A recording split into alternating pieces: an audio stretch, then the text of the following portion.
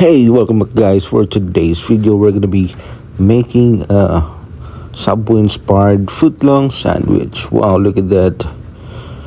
Oh, ang sarap nito mga pare.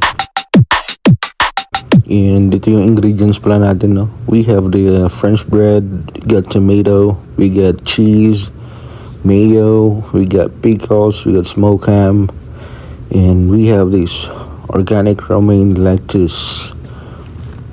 So, hihiwain ko lang itong bread into the middle using this corrugated knife. Look at that.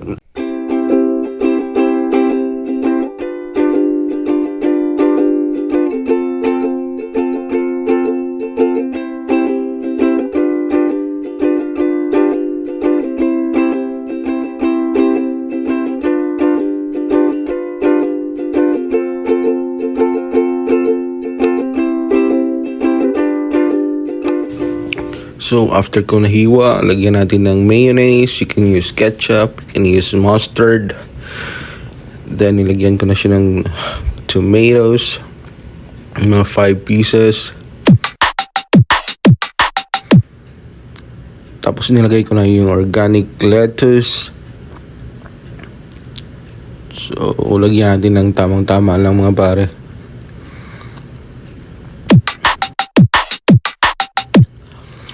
Then, nilagay ko na yung smoked ham natin mga pare. So, isang pack yan actually. So, look at that. Ang dami mga pare, oh.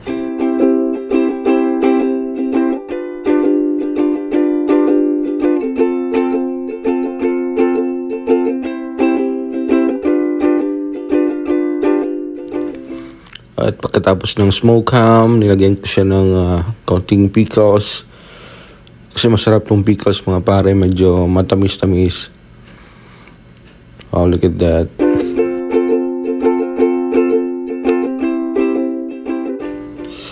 Then, yung pinaka-top natin is yung cheese mga pare.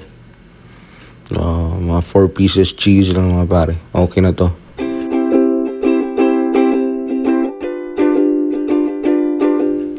Tapos yung the other side ng bread natin, lagyan ko din siya ng mayonnaise. So, again, you can use ketchup or mustard sauce or kahit anong gusto niyo sauce mga pare. So, ito na mga pare. Look at that. Wow! Grabe. Kita niyo mga pare. Wow! Sobrang sarap nito. For sure.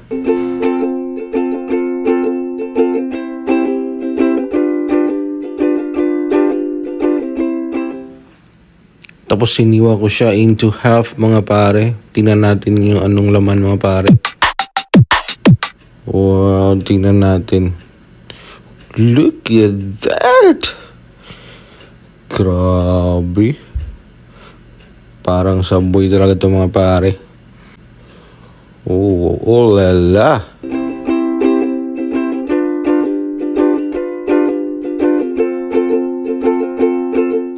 So, ito na mga pare yung footlong sandwich. Grabe, ang laki talaga nito mga pare. So, kahit half nito, lisod na gurutan yung mga pare. So, shoutout tayo mga pare. To Ma'am Claire, Falricall, na request this recipe. So, ito na Ma'am Claire. Look at that. Grabe. So, di na kailangan pumunta ng Subway para bumili. So, i-try na natin mga pare. Wow, look at that. Ang laki. Wow. Oh lala. Grabe, ang sarap. Thumbs up dyan to mga pare, oh.